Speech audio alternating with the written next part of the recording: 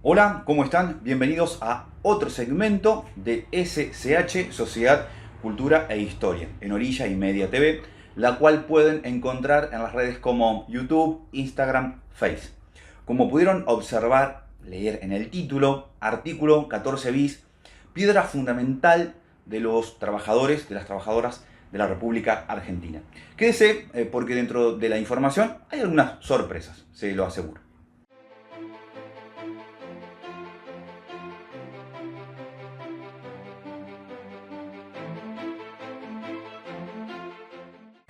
En YouTube hay muchísimos videos sobre el artículo 14 bis. Este que vamos a exponer, su letra, su interpretación, no me pertenece. Lo elegí porque es muy didáctico de la manera en que está desarrollado. Casi en su totalidad, salvo algunos párrafos que se los haré saber oportunamente, el 90% le pertenece a un profesor que tiene un canal en YouTube llamado Marcelo Di Stefano. Ahí les dejo la imagen, por supuesto. Y como les decía en la introducción, escucharán información que para muchos será tal vez una pequeña sorpresa. Las constituciones nacionales son fruto de su tiempo.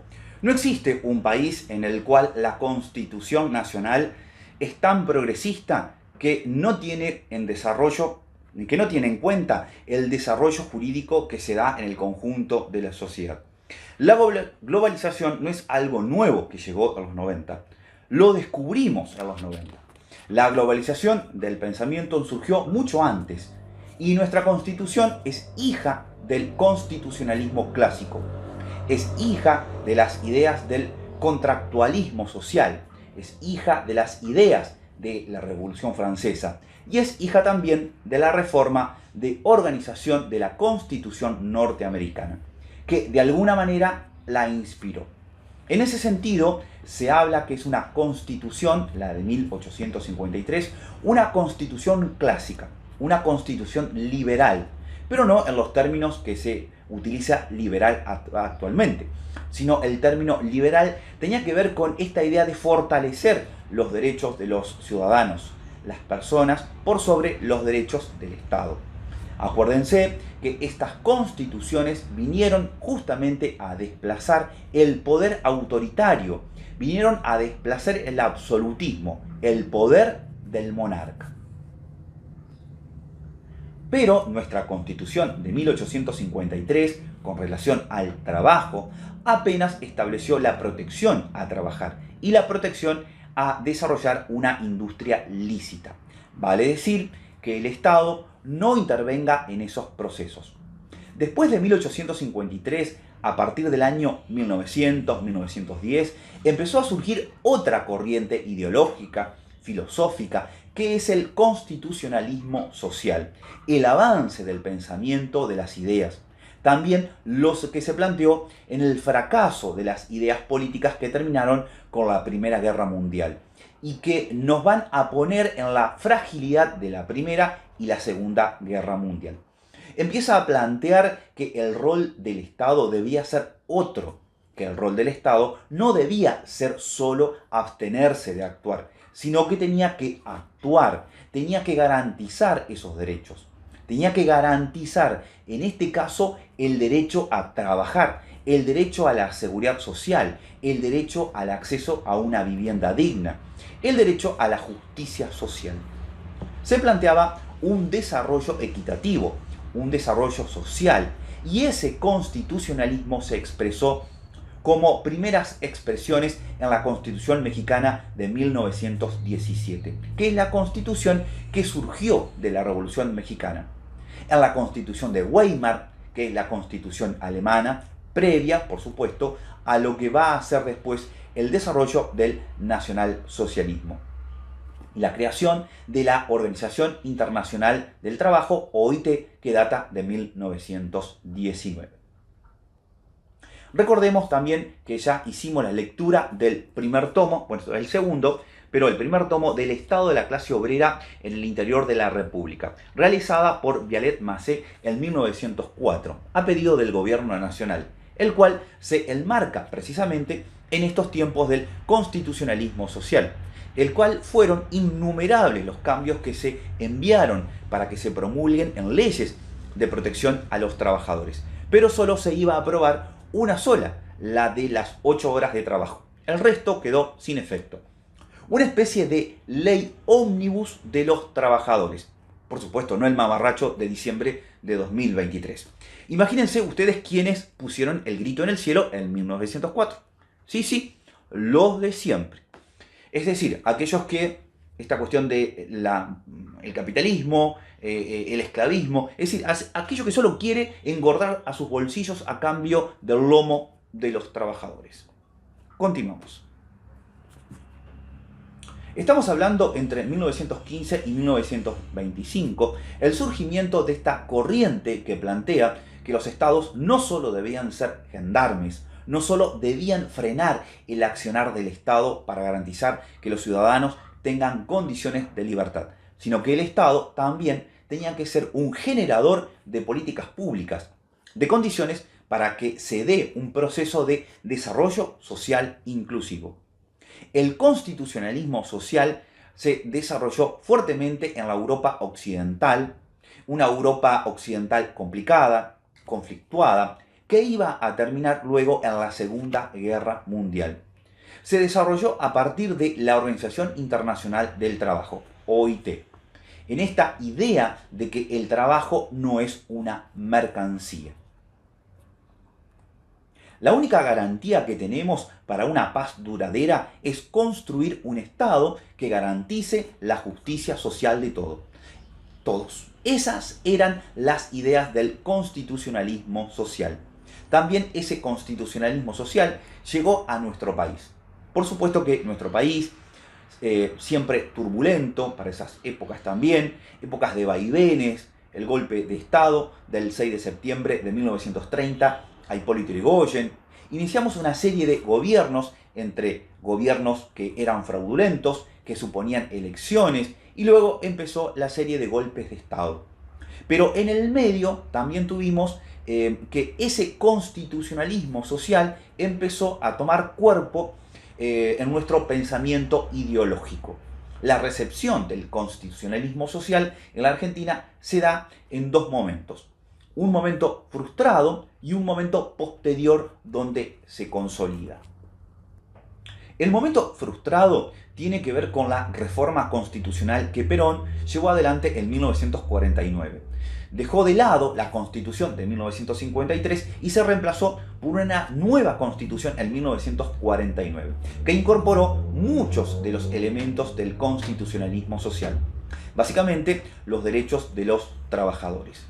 Ahora bien, esa Constitución tenía este gran progreso en el campo de los derechos sociales, pero también es verdad que era una Constitución generada sin consenso, con un carácter corporativo, y que se hizo sobre la base de la lógica del modelo de la organización de la comunidad organizada que planteaba Perón.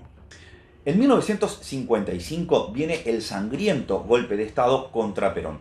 Lo derrocan y abroga, que quiere decir derogar, se deja de lado la Constitución de 1949 y vuelve a regir la Constitución de 1853, la Constitución originaria. El gobierno militar que derroca a Perón convoca a una reforma constitucional básicamente para darle validez a volver a la Constitución de 1853, porque el proceso político del 49 había sido un proceso político válido y que había derogado la Constitución del 49 y quien había derogado la Constitución del 49 era una dictadura militar. Entonces se convocó a una asamblea constituyente básicamente para restituir con más basamento legal la Constitución original de 1853. En 1957 se hizo el llamado a elecciones de convencionales constituyentes con la proscripción de Perón. La Asamblea Constituyente sesiona y con una particularidad. Los constituyentes del radicalismo, encabezados por Crisólogo Larralde, impulsan la incorporación de los derechos sociales, de los derechos del constitucionalismo social. Dicen: vamos a reponer la Constitución originaria de 1853, pero vamos a nutrirla de todos los derechos laborales, derechos de la seguridad social, que son propios del constitucionalismo social. Vamos a modernizar la Constitución del 53. Y así fue. Se incorporó a través del artículo 14 bis, el bloque, y el catálogo de derechos sociales que eran propios del constitucionalismo social. Luego, el radicalismo deja sin quórum la Asamblea Constituyente y no se avanzó en ninguna otra reforma, con la cual quedó aprobada nuevamente la reforma del 53 y la incorporación de los derechos sociales propios del constitucionalismo social en el artículo 14 bis. Video aparte, porque lo merece, será de una pequeña biografía de Crisólogo Larralde, este dirigente de la Unión Cívica Radical del Pueblo, el cual fue el principal intelectual en darle letra al artículo 14 bis. Es decir, un radical es el promotor de lo que hoy practicamos como derechos sociales, sindicales y laborales. Qué lejos quedaron esos radicales, recordando a Crisólogo Larralde, y qué infamia son algunos actuales realmente. Igualmente, la construcción de los derechos de los trabajadores no tiene un nombre ni una ideología. No son propiedad del peronismo. El socialismo, el anarquismo, radicalismo, peronismo, por supuesto, con sus hombres y mujeres le dieron a este país la letra y práctica a este constitucionalismo social con sus derechos laborales y sociales. La doctora Estela Ferreirós decía algo que era muy importante. La Constitución originaria de 1853, cuando fue remozada con el artículo 14 bis, no tuvo contradicciones, porque efectivamente habría sido tan buena la técnica legislativa del 53 que esta incorporación le vino a dar modernización, una nueva impronta y una actualización virtuosa de nuestra Constitución histórica. Bien, veamos primero el contenido histórico de la Constitución, estas garantías históricas de la Constitución. Básicamente está en el artículo 14 y en el artículo 20. El artículo 14 dice: todos los habitantes gozan de los siguientes derechos: a trabajar y a ejercer la industria lícita. Y el artículo 20, que pueden ejercer industria lícita en la Argentina los ciudadanos argentinos y los ciudadanos extranjeros. Básicamente, nuestra Constitución es una constitución de puertas abiertas a la inmigración. La reforma de 1957 deja de hablar del derecho a trabajar y pasa a hablar del derecho al trabajo. O sea, esta idea de que el Estado debe generar normas y políticas públicas para garantizarle a los trabajadores condiciones dignas de trabajo, remuneración justa, vacaciones, jornada y todos los derechos que ustedes van a ver a partir de ahora cuando analicemos el artículo 14 bis. En la imagen está el artículo 14 bis dividido en 4 secciones. La primera sección es la sección introductoria. Introduce todo lo que va a ir. Y después tendremos la primera parte, que son los derechos individuales. La segunda parte, que son los derechos colectivos. Y la tercera parte, los derechos de la seguridad social. Vamos a verlos a cada uno. El trabajo, en sus diversas formas, gozará de la protección de las leyes, la que asegurarán al trabajador. Esto quiere decir que es un principio protector. Gozará de la protección de las leyes y además es un mandato constitucional. Dice: señores legisladores, ustedes tienen que sancionar leyes que garanticen estos derechos, lo que se llama el límite positivo del constitucionalismo. La Constitución les ordena a los legisladores que sancionen leyes para garantizar estos derechos. Primero, aquí arrancamos con el primer bloque, que son los derechos individuales, condiciones dignas y equitativas de la labor. Básicamente, los establecimientos donde se prestan servicios deben ser establecimientos que garanticen las condiciones de seguridad, de higiene laboral. Equitativas, que todas las personas tengan los mismos derechos a la hora de acceder a los puestos de trabajo. Jornada limitada.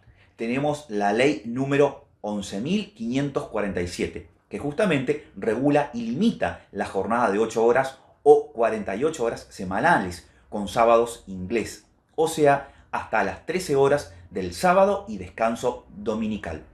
Descanso y vacaciones pagadas, tanto la ley de contrato de trabajo para el sector privado como la ley marco regulatoria del sector público. Los convenios colectivos de trabajo establecen el sistema de vacaciones pagas. Depende de tu antigüedad en el trabajo, vas a tener garantizada una cantidad de días de vacaciones.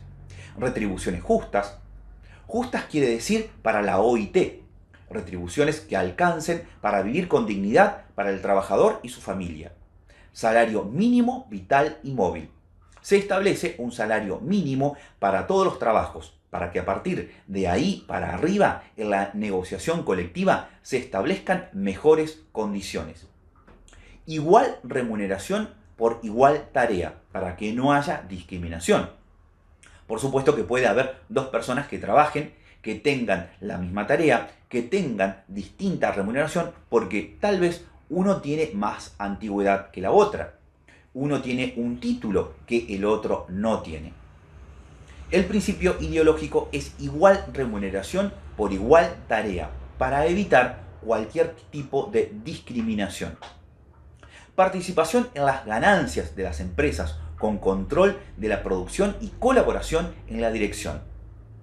Este punto no ha sido reglamentado nunca, desde 1957 hasta acá. Esto es lo que se llama cláusula programática. Vale decir, cláusulas programáticas son aquellas que establecen una idea, pero que es difícil de llevar a la práctica, porque no tienen operatividad, solo es una enunciación. En cambio, las reglas que son operativas, cláusulas constitucionales operativas, son aquellas que, con solo estar establecidas en la Constitución Nacional, son exigibles por las personas. Son un derecho exigible que, si hay una reglamentación, mejor, pero que nadie puede prohibir el ejercicio de ese derecho. Por ejemplo, el derecho a la huelga es un derecho operativo. Por supuesto, después va a haber restricciones al derecho a la huelga. El derecho a la negociación colectiva es un derecho operativo. Va a haber una ley que regule la negociación colectiva, pero no se podría prohibir. Protección contra el despido arbitrario.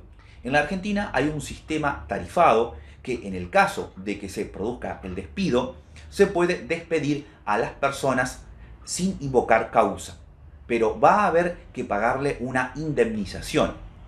Esa indemnización, como vamos a ver, básicamente está establecida con un pago de un salario por año de servicio, más los preavisos y la estabilidad del empleo público. No se puede despedir a un trabajador público sin un sumario previo en el cual se establezca que cometió una falta tan grave que su sanción conlleve a la exoneración o a la cesantía. Segundo, el segundo bloque de derechos es el bloque que tiene que ver con los derechos colectivos. Los protagonistas acá son las organizaciones sindicales, los sindicatos y los empleadores o cámaras empresarias. El derecho del sujeto colectivo. El primero es organización sindical libre y democrática. Las personas tienen derecho a sindicalizarse, a organizar sindicatos reconocidas con la simple inscripción en un registro especial. Es decir, el Estado no puede generar condiciones para restringir el derecho de los ciudadanos, de los trabajadores, de organizarse en sindicatos. Por eso hay un sistema en Argentina de asociaciones sindicales que está contemplado en la ley número 23.551. También dice la Constitución, queda garantizado a los gremios concertar convenios colectivos de trabajo, es decir, establecer acuerdos con los empleadores, los sindicatos y los empleadores que generan mejores condiciones de trabajo que las establecidas en las leyes de orden público. Recurrir a la conciliación y al arbitraje, que es un mecanismo de resolución de conflicto que se realiza en el marco del Ministerio de Trabajo. El derecho a la huelga para ejercer un reclamo, para obligar a los empleadores al cumplimiento de una norma o para conquistar un nuevo derecho. Y también los representantes gremiales gozarán de las garantías necesarias para el cumplimiento de su gestión sindical y las relaciones con la estabilidad de su empleo. Esto es la tutela sindical, que hace que haya una serie de normas que protegen a los dirigentes sindicales, porque si no los protegen serían despedidos en forma inmediata por los empleadores, para que no puedan desarrollar su tarea de defensa de los intereses de clase. Tercero, el tercer bloque es el bloque de los derechos a la seguridad social. El Estado otorgará los beneficios de la seguridad social que tendrán carácter de integral e irrenunciable. En especial, la ley establecerá el seguro social obligatorio. Nosotros tenemos un régimen de obras sociales sindicales y el PAMI para los jubilados, que estará a cargo de entidades nacionales o provinciales con autonomía financiera y económica administrada por los interesados con participación del Estado. En el PAMI participan los jubilados. En las obras sociales las administran los trabajadores, sin que pueda existir superposición de aportes. Jubilaciones y pensiones móviles. Las jubilaciones las adquiere un trabajador que haya cumplido con los aportes durante el plazo que establece la ley. Y las pensiones las reciben los familiares de un trabajador fallecido en determinados casos contemplados por la ley. La protección integral de la familia, básicamente a través de las asignaciones familiares y los beneficios de la seguridad social. La defensa del bien de la familia, la compensación económica y familiar y el acceso a una vivienda digna. ¿Qué quiere decir? Que el Estado debe promover políticas públicas de vivienda para justamente garantizar ese acceso a las personas que tienen más dificultades para hacerlo.